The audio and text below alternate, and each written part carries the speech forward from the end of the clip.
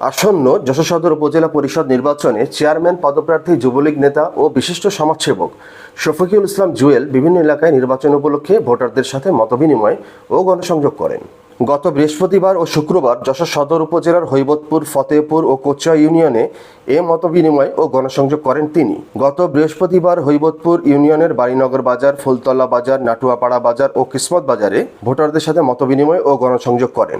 এরপর গত শুক্রবার বিকেলে ফতেপুর ইউনিয়নের তৃণমূলের রাজনৈতিক কর্মীদের সাথে মতবিনিময় সভা করেন।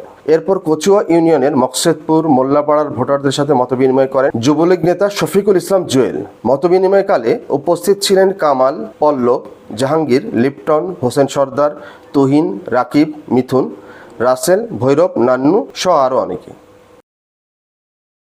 1 নম্বর হৈবতপুর ইউনিয়নের একজন নাগরিক, ওনার সাথে মত বিনিময় করে আমার খুব ভালো লাগছে।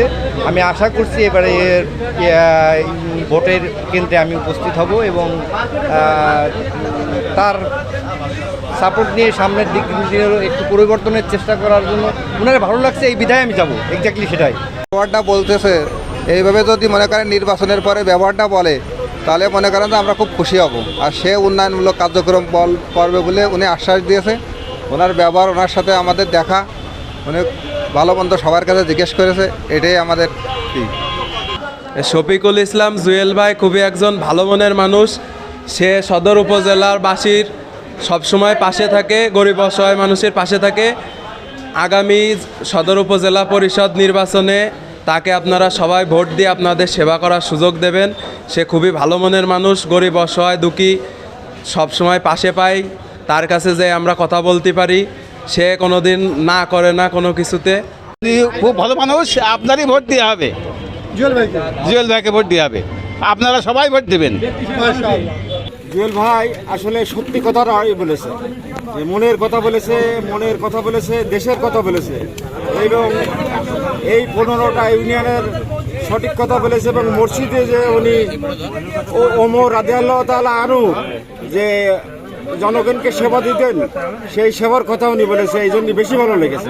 জুয়েল ভাই একমাত্র ইনশাল্লাহ খুব ভালো মানুষ এবং জনপ্রিয়তা আছে সবার। তার মন জয় করবার জন্য সে সবার কাছে আসছে এবং আমাদের মনোনীত তার দেখছি তার মনটা খুবই ভালো।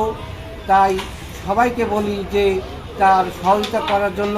এবং আমাদের বাজারে এখানে মসজিদে একটা কল ছিল না, তিনি তাই দেখে সে দুঃখটা বুঝে আমাদের সঙ্গে সঙ্গে জন্য একটা সারমাসনের জন্য সে 10,000 টাকা ইনশাল্লাহ আমাদের দিয়েছে। এমন একটা অত্যন্ত ভালো মানুষ আমাদের সবাই সব সময়ের জন্য দরকার।